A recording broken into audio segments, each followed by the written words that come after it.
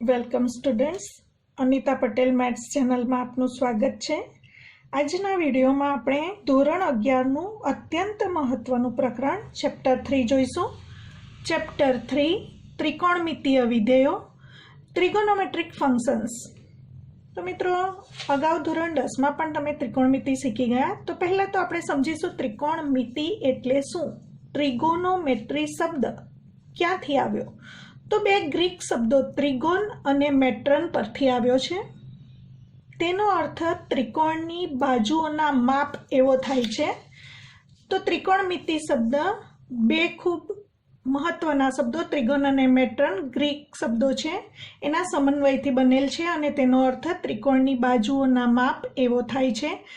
હવે મિત્રો, ધોરણ 10માં કાટકોણ ત્રિકોણ પર આધારિત ત્રિકોણમિતિ આપણે શીખી ગયા। આપણે ત્રિકોણમિતીય વિધેયો આ ચેપ્ટર વિધેયની સંકલ્પના પરથી વ્યાખ્યાયિત કરીશું। ધોરણ 10માં કાટકોણ ત્રિકોણ સંબંધિત સામેની બાજુ, પાસેની બાજુ, કર્ણ પરથી સમજ મેળવી હતી। મિત્રો, તમને ખ્યાલ છે કે સાઇન થીટા બરાબર સામેની બાજુ ભાગ્યા કર્ણ, કોસ થીટા બરાબર પાસેની બાજુ ભાગ્યા કર્ણ, ટેન થીટા બરાબર સામેની બાજુ ભાગ્યા પાસેની બાજુ, કોટ થીટા બરાબર પાસેની બાજુ ભાગ્યા સામેની બાજુ, કોસેક થીટા બરાબર કર્ણ ભાગ્યા સામેની બાજુ તથા સેક થીટા બરાબર કર્ણ ભાગ્યા પાસેની બાજુ। તમે કાટકોણ ત્રિકોણ સંબંધિત ત્રિકોણમિતિ શીખ્યા છો। હવે આપણે આ ચેપ્ટરમાં અને ધોરણ 12માં વિધેયની મદદથી તમામ ત્રિકોણમિતીય ગુણોત્તરો સાઇન, કોસ, સેક, કોસેક, ટેન અને કોટ વ્યાખ્યાયિત કરીશું। તો મિત્રો, સૌથી પહેલાં તો પ્રશ્ન એ થાય કે આ ત્રિકોણમિતિનો વ્યવહારમાં ઉપયોગ શું, એની થોડી ચર્ચા કરી લઈએ। તો મિત્રો જુઓ, તમે વ્યવહારમાં તો પહેલું આવે ભૂકંપ વિજ્ઞાનમાં પણ ત્રિકોણમિતિનો ઉપયોગ થાય છે। એટલે જ્યાં ભૂકંપ થયો હોય એનું એપિસેન્ટર શોધવા માટે ત્રિકોણમિતિનો ઉપયોગ થાય છે। ફિઝિક્સમાં જોઈએ તો ઇલેક્ટ્રિક સર્કિટની ડિઝાઇનમાં પણ એનો ઉપયોગ થાય છે। કેમિસ્ટ્રીની વાત કરીએ તો અણુ અથવા પરમાણુની સ્થિતિ જાણવા માટે ત્રિકોણમિતિનો ઉપયોગ થાય છે। દરિયામાં આવતા મોજાની ઊંચાઈનું અનુમાન કરવા માટે, સંગીતના જે સૂરો હોય છે એનું વિશ્લેષણ કરીને કયો રાગ છે તેની ઓળખ સ્પષ્ટ કરવા માટે, આવી રીતે ત્રિકોણમિતિનો ઉપયોગ ઘણા બધા ક્ષેત્રોમાં થાય છે મિત્રો। તો આ પ્રકરણમાં આપણે ત્રિકોણમિતીય ગુણોત્તરોની સંકલ્પનાનો અભ્યાસ ત્રિકોણમિતીય વિધેયો સ્વરૂપે કરીશું અને એ સમજવા માટે સૌથી પહેલાં આપણે ખૂણો વ્યાખ્યાયિત કરીશું। તો મિત્રો, ખૂણો એટલે શું, એંગલ કઈ રીતે મળે અને કોને ખૂણાનું માપ કહેવાય એ સમજીશું। તો સમતલમાં આરંભ બિંદુથી શરૂ થતા કિરણના પરિભ્રમણના માપને ખૂણાનું માપ કહે છે। તો એ સમજીએ। અહીં કિરણ OA છે, એના આરંભ બિંદુ O થી આ જે કિરણ છે એનું પરિભ્રમણ થાય છે અને આ સ્થિતિ અંતિમ સ્થિતિ પ્રાપ્ત કરે છે। તો એના કારણે જે રચાય છે એને આપણે ખૂણો કહીશું। હવે ખૂણાનું માપ સમતલમાં આરંભ બિંદુથી શરૂ થતા કિરણના પરિભ્રમણના માપને, આ ખૂણાના માપને ખૂણાનું માપ કહીશું। જો આને થીટા દર્શાવીએ તો જો ઘડિયાળના કાંટાની ગતિની વિરુદ્ધ દિશામાં પરિભ્રમણ કરાવવામાં આવશે તો થીટા ધન મળશે અને મૂળ જે કિરણ છે, મૂળ કિરણ, એને ખૂણાની પ્રારંભિક બાજુ અથવા પ્રારંભિક ભુજ તરીકે ઓળખીશું। જે બિંદુથી પરિભ્રમણ થાય એ બિંદુને ખૂણાનું શિરોબિંદુ કહેવાય અને પરિભ્રમણ પછીની કિરણની જે અંતિમ સ્થિતિ છે એને આપણે ખૂણાની અંત્ય બાજુ અથવા અંત્ય ભુજ કહીશું। આ ખૂણાનું શિરોબિંદુ, કિરણ OA પ્રારંભિક ભુજ, કિરણ OB પરિભ્રમણ કર્યા પછીની અંતિમ સ્થિતિ એટલે અંત્ય બાજુ અને O છે શિરોબિંદુ। હવે જો પરિભ્રમણની દિશા ઘડિયાળના કાંટાની વિરુદ્ધ દિશા હોય, જો પરિભ્રમણની દિશા ઘડિયાળના કાંટાની વિરુદ્ધ દિશા હોય તો ખૂણાનું માપ ધન કહેવાય છે, થીટા ધન મળશે। જો પરિભ્રમણની દિશા ઘડિયાળના કાંટાની ગતિની દિશામાં હોય ત્યારે ખૂણાનું માપ થીટા ઋણ મળશે।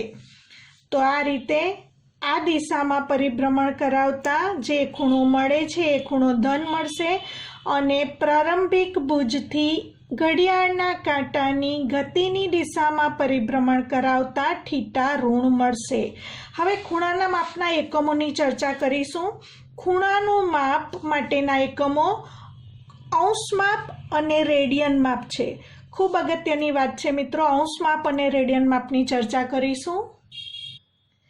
ખૂણાના અંશ માપની ચર્ચા કરીશું, એને ઇંગ્લિશમાં આપણે સેક્સાજેસિમલ મેથડ તરીકે ઓળખીશું।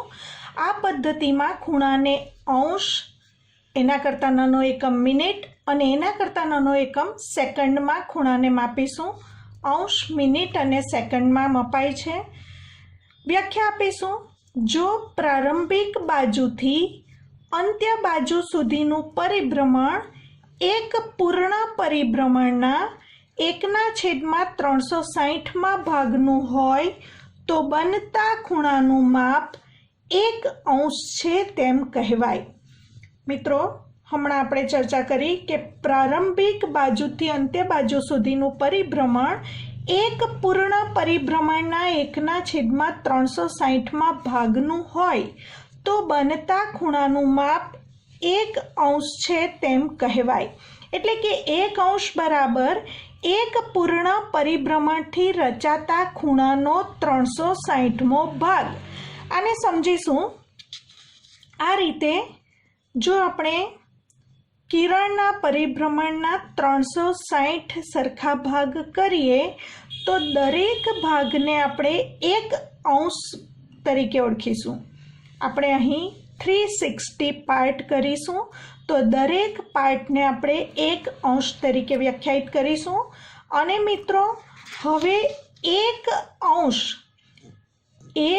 અંશના ફરી પાછા 60 સરખા ભાગ કરીશું, 60 પાર્ટ, તો એ દરેક પાર્ટને 1 મિનિટ તરીકે ઓળખીશું।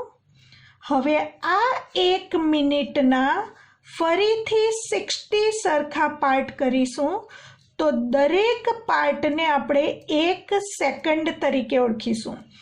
તો 1 અંશનો આ સંકેત છે, 1 મિનિટનો સંકેત છે અને 1 સેકન્ડનો સંકેત છે। તો મિત્રો, વ્યાખ્યા તરફ નજર નાખીએ।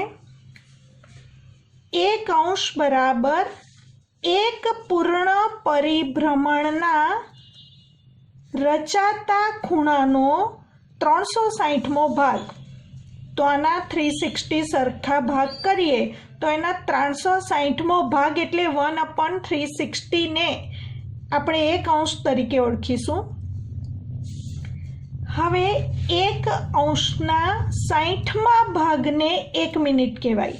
એટલે આપણે અહીં 1 અંશના 60 સરખા ભાગ કર્યા, દરેક ભાગને 1 મિનિટ તરીકે ઓળખીશું અને 1 મિનિટના 60મા ભાગને 1 સેકન્ડ તરીકે ઓળખીશું। આ 1 મિનિટના 60 સરખા ભાગ કરીએ તો પ્રત્યેક ભાગને આપણે 1 મિનિટ તરીકે ઓળખીશું। મિત્રો, તો અહીં સ્પષ્ટ થશે કે 1 અંશ બરાબર 60 મિનિટ, 1 મિનિટ બરાબર 60 સેકન્ડ। તો અહીં સૂત્રો મળશે, 1 અંશ બરાબર 60 મિનિટ, આના ઉપરથી આપણે 1 મિનિટને કરતા બનાવીશું તો 1 મિનિટ ઇઝ ઇક્વલ ટુ 1/60 અંશ થશે। એ જ પ્રમાણે 1 minute is equal to 60 second.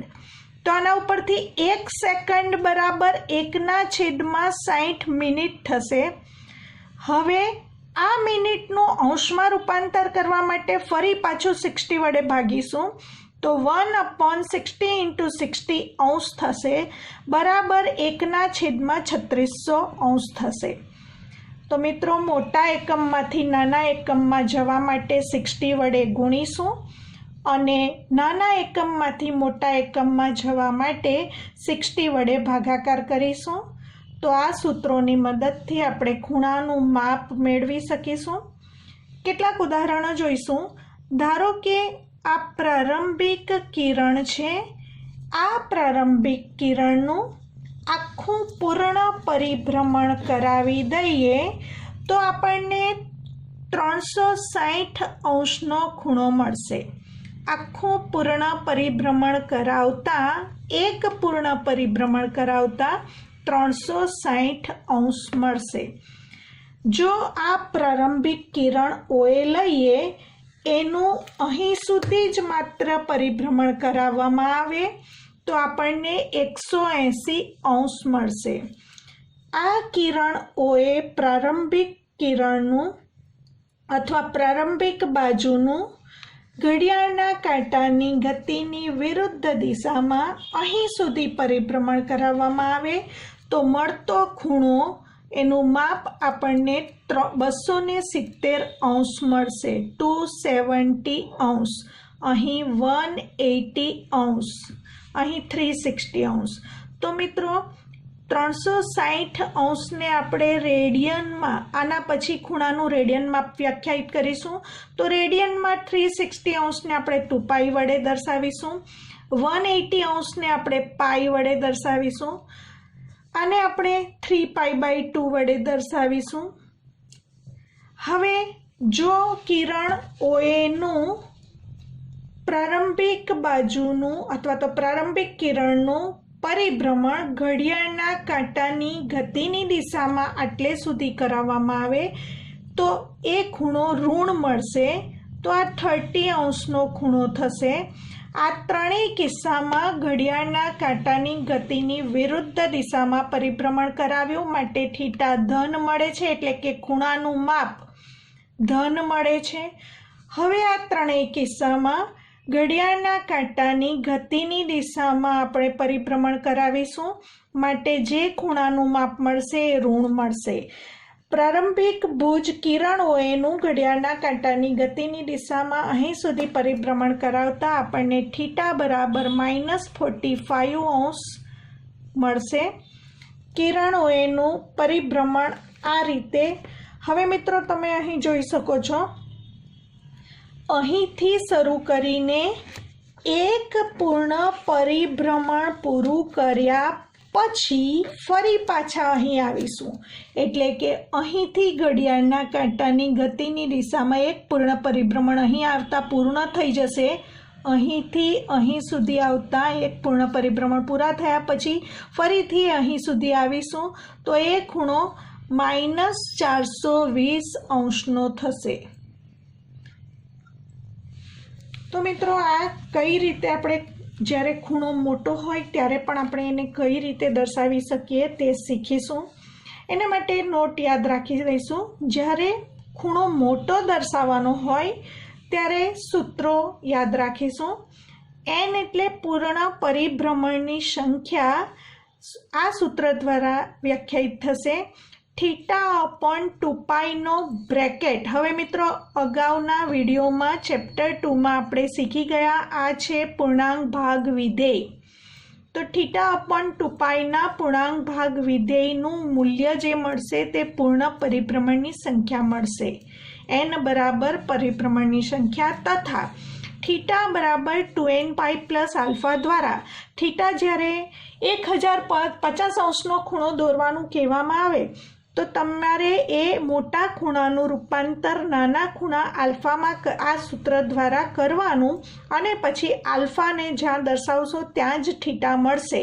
તો આ સૂત્ર દ્વારા થીટાનું આલ્ફામાં રૂપાંતર કરવામાં આવે છે। આ સમજવા માટે એક ઉદાહરણ જોઈશું। દાખલા તરીકે થીટા બરાબર 420 અંશનો ખૂણો આપણે હમણાં જોયો, પણ એ દોરવાનો કઈ રીતે એક ખ્યાલ આપણે આના ઉપરથી મેળવીશું. પહેલા ગણતરી કરીશું. n એટલે પહેલા પૂર્ણ પરિભ્રમણની સંખ્યા મેળવીશું. n બરાબર થીટા અપન 2π નો પૂર્ણાંક ભાગ વિધેય, જ્યાં થીટા બરાબર 420 છેદમાં 2 × 2π એટલે આપણે હમણાં જ સમજ્યા 360 તો 1 શૂન્ય કેન્સલ થશે. પછી 42 ભાગ્યા 36 એટલે 42/36 નું આશરે મૂલ્ય 1.1 અને 1.1 ના મહત્તમ પૂર્ણાંક ભાગ વિધેયનું મૂલ્ય 1 થશે. એનો મતલબ પૂર્ણ પરિભ્રમણ કેટલા કરવાના છે? એક આખું પરિભ્રમણ ફર્યા પછી આગળ વધવાનું છે. તો પછી કેટલું આગળ વધવાનું એને માટે આલ્ફા શોધવું પડે, અને આલ્ફા શોધવા માટેનું સૂત્ર થીટા બરાબર 2nπ + આલ્ફા, જ્યાં થીટા = 420 મૂકીશું. 2 × n નું મૂલ્ય આપણે શોધી કાઢ્યું 1 મૂકીશું. પાઈ એટલે 180 ડિગ્રી પ્લસ આલ્ફા. હવે આલ્ફાને કરતા બનાવવા માટે 420 અને 18 દુ 36 એટલે 360 આ બાજુ લાવીશું, એટલે 420 - 360 = આલ્ફા. માટે આલ્ફા બરાબર 420 માંથી 360 બાદ કરીશું એટલે 60 મળશે. એટલે કહેવાનો અર્થ એટલો કે એક પરિભ્રમણ પૂરું થયા પછી બીજો 60° ખૂણો દર્શાવીશું એટલે આપણને 420° ખૂણો મળશે. તો મિત્રો એ કઈ રીતે દર્શાવીશું એ જોઈશું. થીટા અહીં ધન આપ્યું છે 420°. થીટા ધન હોવાને કારણે ઘડિયાળના કાંટાની ગતિની વિરુદ્ધ દિશામાં પરિભ્રમણ કરવાનું છે. તો અહીંથી આપણે ઘડિયાળના કાંટાની ગતિની વિરુદ્ધ દિશામાં અહીં સુધી આવતા એક પૂર્ણ પરિભ્રમણ થયું. એક પરિભ્રમણ પૂરું કર્યા પછી બીજું 60° ખૂણો દોરવાનો છે. તો અહીંથી મિત્રો આટલે સુધી 60° ખૂણો થશે આ, અને અહીંથી અહીં સુધી એક પૂર્ણ પરિભ્રમણ એટલે 2π એટલે 360. 360 + 60 એટલે 420. 360 + 60 એટલે આપણને મળશે 420. તો મિત્રો આ જે ખૂણો રચાયો એને આપણે 420° કહીશું. હવે જો એકલો 60° ખૂણો દોરવાનો હોય તેની ચર્ચા કરીએ. કિરણ OA છે અને કિરણ OB છે. તમે શીખી ગયા કે આ 90° ખૂણો છે, 90° ખૂણો છે. આપણે 60° સુધી જવાનું હોય તો આ 90°ના 3 સરખા ભાગ કરીએ. 30°, પાછું 30°. હવે આ 30 અને 30 એટલે 60° થશે. તો 60° ખૂણો આ રીતે રચાશે. પરંતુ અહીં આપણે જોયું કે 420 અત્યંત મોટો ખૂણો છે. 420° ખૂણો દોરવા માટે એક આખું પરિભ્રમણ પૂર્ણ કર્યા પછી આલ્ફા જેટલો ખૂણો દોરવાનો છે. તો અહીંથી આપણે એક પૂર્ણ પરિભ્રમણ પૂરું કર્યું અને પછી 60° ખૂણો એટલે આપણને મળશે એક પૂર્ણ પરિભ્રમણ એટલે 360° અને પછી બીજા 60° એટલે આપણને મળશે 420° ખૂણો. તો આ રીતે જ્યારે થીટાનું મૂલ્ય વધારે હોય ત્યારે આપણે આ સૂત્રોનો ઉપયોગ કરીને ખૂણો દોરી શકીશું. બીજું એક ઉદાહરણ જોઈએ તો થીટા બરાબર 210° ખૂણો દોરવો હોય તો પહેલાં આપણે પૂર્ણ પરિભ્રમણ મેળવીશું. n બરાબર થીટા અપન 2π નો પૂર્ણાંક ભાગ વિધેય, જ્યાં થીટા બરાબર 210 અને 2π એટલે 360 લઈશું. 1 શૂન્ય કેન્સલ થશે. 3 વડે ઉડાડી દઈશું. 3 × 7 અને 3 × 12. તો હવે 7/12 બાકી રહ્યું. 7 ભાગ્યા 12 કરવાથી 0.58 મળશે. હવે એનો પૂર્ણાંક ભાગ વિધેય જોવા જાવ તો એ શૂન્ય મળશે. તો તમને પ્રશ્ન થશે શૂન્ય પરિભ્રમણ એટલે શું? તો આવા કિસ્સામાં એક પણ પરિભ્રમણ કર્યા વગર સીધો ખૂણો રચાશે. તો એ સીધો ખૂણો કઈ રીતે મળશે? તો હવે આલ્ફા પણ તમારું 210 જ આવ્યું. કહેવાનો અર્થ થીટાનું મૂલ્ય અત્યંત મોટું હોય ત્યારે જ તમારે પરિભ્રમણની જરૂર પડે. કહેવાનો અર્થ કે 360° કરતાં વધારે માપનો ખૂણો રચવો હોય ત્યારે તમારે આ સૂત્રની મદદથી પરિભ્રમણની સંખ્યા શોધવાની હોય. હવે અહીં 210° ખૂણોને હજી નાના સ્વરૂપમાં દર્શાવવું હોય તો 180 માં 30 ઉમેરવાથી મળે તો 180 એટલે પાઈ આપણને ખબર છે અને પાઈમાં 30 અંશનો ખૂણો ઉમેરતા આપણને મળશે 210 અંશનો ખૂણો. હવે આ પ્રારંભિક કિરણ OA નું પરિભ્રમણ કરાવ્યું અહીં સુધી. તો મિત્રો આટલે સુધી 90 અંશ, ફરી પાછું 90 અંશ એટલે અહીં સુધી પહોંચતા 180 પ્લસ 30 આ 30 અંશનો, આટલે સુધી 180 પ્લસ 30 એટલે આપણને આ જે ખૂણો મળશે તે 210 અંશનો મળશે. તો આ રીતે આપણે ખૂણાનું માપ દર્શાવી શકીએ છીએ. હવે ખૂણાનું રેડિયન માપ આપણે વ્યાખ્યાયિત કરીશું. એને ઇંગ્લિશમાં આપણે સર્ક્યુલર મેથડ તરીકે ઓળખીશું. વ્યાખ્યા આપીશું: એકમ વર્તુળમાં કેન્દ્ર આગળ એકમ વૃત્તીય લંબાઈવાળા ચાપથી બનતા ખૂણાને 1 રેડિયન માપ કહેવાય. એકમ વર્તુળમાં કેન્દ્ર આગળ એકમ વૃત્તીય લંબાઈવાળા ચાપથી બનતા ખૂણાને 1 રેડિયન કહેવાય. બીજી રીતે વ્યાખ્યા સમજીએ મિત્રો. R એકમ ત્રિજ્યાવાળું વર્તુળ લઈએ, ત્રિજ્યા R એકમ લઈએ તો અહીં સ્પષ્ટ છે કે OB = R ત્રિજ્યા છે અને OA પણ ત્રિજ્યા છે. OA પણ R ત્રિજ્યા છે. તો R એકમ ત્રિજ્યાવાળા વર્તુળે ત્રિજ્યા પણ R અને ચાપનું મૂલ્ય પણ R લંબાઈના ચાપે, એટલે આ ચાપ ABની લંબાઈ પણ R ત્રિજ્યાવાળા વર્તુળે R લંબાઈના ચાપે કેન્દ્ર O આગળ આંતરેલ ખૂણાનું માપ 1 રેડિયન છે તેમ કહેવાય. 1 રેડિયન, રેડિયનને આપણે કર્વેચર વડે ઓળખીશું માટે 1 ઉપર C લખીશું.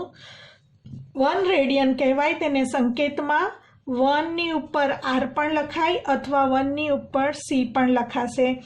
તો મિત્રો R એકમ ત્રિજ્યાવાળા વર્તુળે R લંબાઈના ચાપે કેન્દ્ર આગળ આંતરેલા ખૂણાને આપણે 1 રેડિયન માપ તરીકે ઓળખીશું. હવે વર્તુળનો પરિઘ 2π હોવાથી પ્રારંભિક બાજુથી શરૂ કરીને એક પૂર્ણ પરિભ્રમણ એટલે 2π રેડિયન માપનો ખૂણો થશે. પ્રારંભિક બાજુથી શરૂ કરીને એક પૂર્ણ પરિભ્રમણ થતાં 2π રેડિયન માપનો ખૂણો મળશે. માટે 2π રેડિયન બરાબર 360 અંશ મળશે. કોઈ પણ વર્તુળમાં વર્તુળની ચાપે કેન્દ્ર આગળ આંતરેલા ખૂણાના રેડિયન માપનું સૂત્ર ધોરણ 10માં આપણે શીખી ગયા. ચાપની લંબાઈ ભાગ્યા વર્તુળની ત્રિજ્યા. પરંતુ મિત્રો અહીં યાદ રહે, ખૂણાનું જે માપ મળશે એ રેડિયન માપ મળશે, નહીં કે અંશ માપ. તો ખૂણાનું રેડિયન માપ બરાબર ચાપની લંબાઈ ભાગ્યા વર્તુળની ત્રિજ્યા. ધારો કે R ત્રિજ્યાવાળા વર્તુળમાં આપણે L લંબાઈની ચાપ AP એ કેન્દ્ર આગળ θ રેડિયનનો ખૂણો AOP બનાવે, θ રેડિયનનો ખૂણો AOP બનાવે તો ચાપની લંબાઈ R થશે. માટે માપ ખૂણો AOB બરાબર 1 રેડિયન બરાબર 1 કર્વેચર થશે. આ આકૃતિમાં સમજીએ તો R ત્રિજ્યાવાળા વર્તુળમાં R ચાપની લંબાઈ નહીં પણ L ચાપની લંબાઈ લઈશું. આકૃતિમાં સમજીશું. R ત્રિજ્યાવાળા વર્તુળમાં ત્રિજ્યા R છે અને વર્તુળમાં ચાપ APની લંબાઈ જો L હોય, ચાપ APની લંબાઈ એને આપણે આ રીતે દર્શાવી શકીશું. ચાપ APની લેન્થ L હોય તો ચાપ APની લંબાઈ L લેતા કેન્દ્ર આગળ જે ખૂણો મળે છે એ θ ખૂણો રેડિયનમાં મળશે અને એને આપણે ખૂણો AOP તરીકે દર્શાવીશું. તો આ ખૂણા AOPનું માપ છેદમાં ખૂણા AOBનું માપ. હવે મિત્રો અહીં ચાપ એપીની લંબાઈ આપણે એલ લીધી છે, પરંતુ ચાપ એબીની લંબાઈ જો આર હોય અને ત્રિજ્યા પણ આર હોય તો હમણાં આપણે સમજ્યા કે આટલો ખૂણો 1 રેડિયનનો થાય 1 કર્વેચર, અને હમણાં જોયું કે આ ખૂણો થીટા રેડિયન માપનો છે. તો હવે આ બંનેનો ગુણોત્તર લઈશું કે ખૂણા એઓપીનું માપ છેદમાં ખૂણા એઓબીનું માપ. પહેલા ખૂણા એઓપીનું માપ છેદમાં ખૂણા એઓબીનું માપ બરાબર લેન્થ ઓફ ચાપ એપી અપોન લેન્થ ઓફ ચાપ એબી. હવે ખૂણા એઓપીનું માપ એટલે થીટા અને ખૂણા એઓબીનું માપ 1 કર્વેચર એટલે 1. આ પણ રેડિયનમાં છે અને આ ખૂણો પણ રેડિયનમાં છે. ચાપ એપીની લંબાઈ આપણે એલ લીધી છે અને છેદમાં ચાપ એબીની લંબાઈ ત્રિજ્યા જેટલી છે તો અપોન આર. તો આના ઉપરથી આપણને થીટા બરાબર એલ બાય આર સૂત્ર મળશે, પરંતુ અહીં થીટા ખૂણો રેડિયનમાં હોવાથી થીટા બરાબર એલ બાય આરની ઉપર કર્વેચર અથવા એલ બરાબર આ બેનો ક્રોસ ગુણાકાર કરીને યાદ રાખીશું એલ બરાબર આર ઇન્ટુ થીટા, જ્યાં થીટા બરાબર ખૂણાનું રેડિયન માપ. મિત્રો, આ ખૂબ અગત્યનું સૂત્ર આપણે ધોરણ 10માં પણ સમજ્યા હતા કે થીટા બરાબર એલ બાય આર અથવા એલ બરાબર આર થીટા, પરંતુ અહીં યાદ રાખીશું થીટા રેડિયન માપમાં છે. હવે આપણે રેડિયન માપ અને અંશ માપ વચ્ચેનો સંબંધ સ્પષ્ટ કરીશું મિત્રો. એને માટે પાઈ રેડિયન બરાબર 180 અંશ અને 2 પાઈ રેડિયન બરાબર 360 અંશનો ઉપયોગ કરીશું. તો 1 રેડિયન બરાબર કેટલા અંશ? તો મિત્રો 1 રેડિયન ઇઝ ઇક્વલ ટુ 180ના છેદમાં પાઈ અંશ. હવે આનું અંશમાં રૂપાંતર કરવા માટે પાઈનું મૂલ્ય 22 સપ્તમાંશ મૂકતા પાઈ બરાબર 22ના છેદમાં 7 એટલે 7 ઉપર જશે. હવે આને ઉડાડીશું આપણે, તો અહીં 2 વડે ઉડાડીશું 90 અને 11. 9 into 7 63 630 upon 11. આ બેનો ભાગાકાર કરીશું મિત્રો. આ પદ્ધતિ બરાબર સમજજો. રેડિયન માપનું આપણે અંશ માપમાં રૂપાંતર કરવા જઈ રહ્યા છીએ અને 1 રેડિયન બરાબર કેટલા અંશ થાય એ શોધીએ છીએ. તો એને માટે 1 રેડિયન બરાબર 180 છેદમાં પાઈ અંશ. 180 છેદમાં પાઈનું મૂલ્ય 22 સપ્તમાંશ મૂકીને ઉડાડ્યા પછી 630ના છેદમાં 11 અંશ. હવે 630 upon 11 કરતાં 57.3ના છેદમાં 11 અંશ મળે. હવે આ મોટો એકમ અંશ એટલે 57 અંશ મળી ગયા પછી 3/11 અંશ જે અપૂર્ણાંકમાં છે એને મિનિટમાં ફેરવવા માટે 60 વડે ગુણીશું. 3/11 into 60 મિનિટ. તો આ 3ના છેદમાં 11 અપૂર્ણાંક જે અંશમાં છે એનું રૂપાંતર આપણે મિનિટમાં કરવા માટે 60 વડે ગુણીશું. માટે આપણને મળશે 57 અંશ પ્લસ આ બેનો ગુણાકાર થશે 6 into 3 18 અને આ 0 upon 11 મિનિટ થશે. હવે આ મિનિટનું સેકન્ડમાં રૂપાંતર કરવા માટે આનો ભાગાકાર કરીશું. 180 ભાગ્યા 11 કરતાં 16.4ના છેદમાં 11 મિનિટ મળશે. તો આને મિશ્ર સંખ્યામાં ફેરવ્યા પછી 57 પૂરેપૂરા અંશ છે, પછી આ જે 16 મળ્યું એ એના પછીનો નાનો એકમ મિનિટ મળ્યું.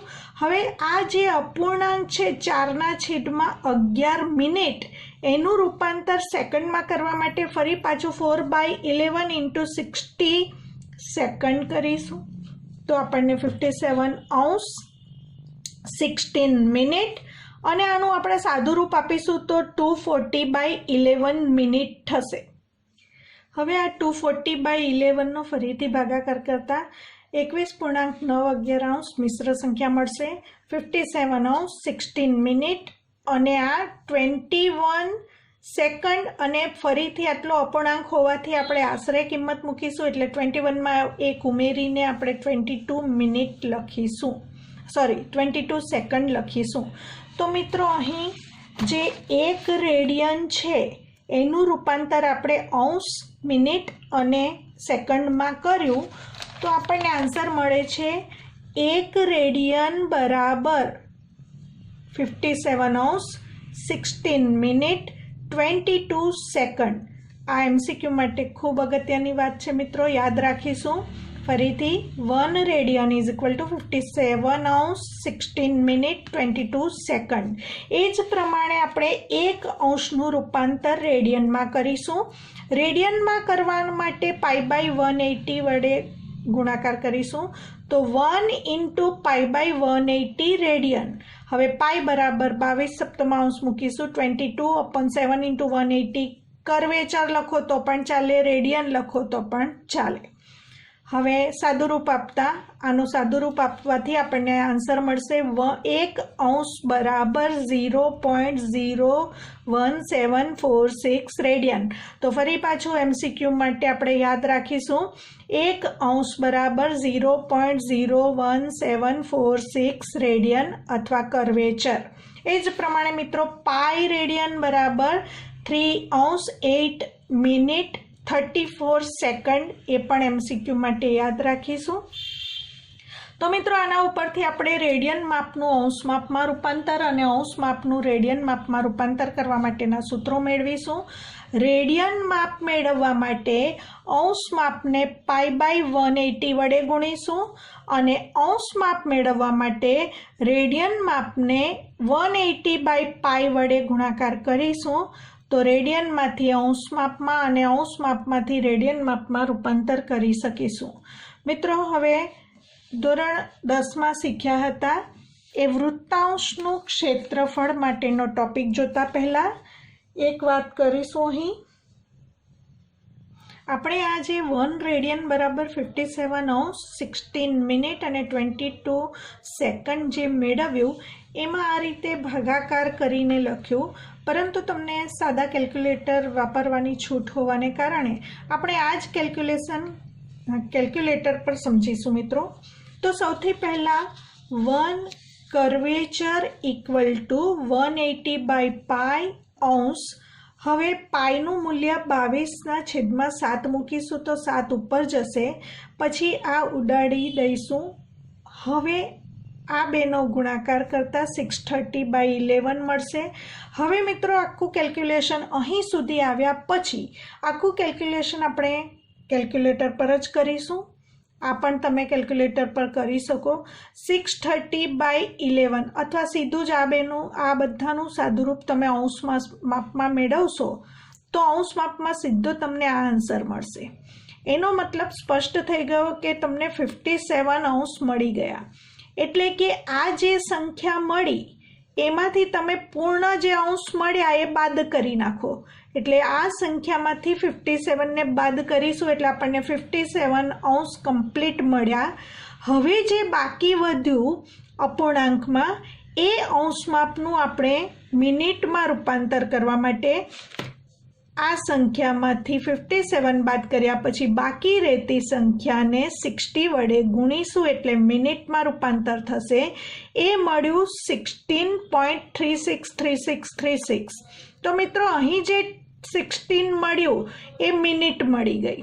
તો એ 16.363636માંથી 16 બાદ કરી દઈશું, એ 16 આપણને મિનિટ મળી ગઈ, 16 મિનિટ.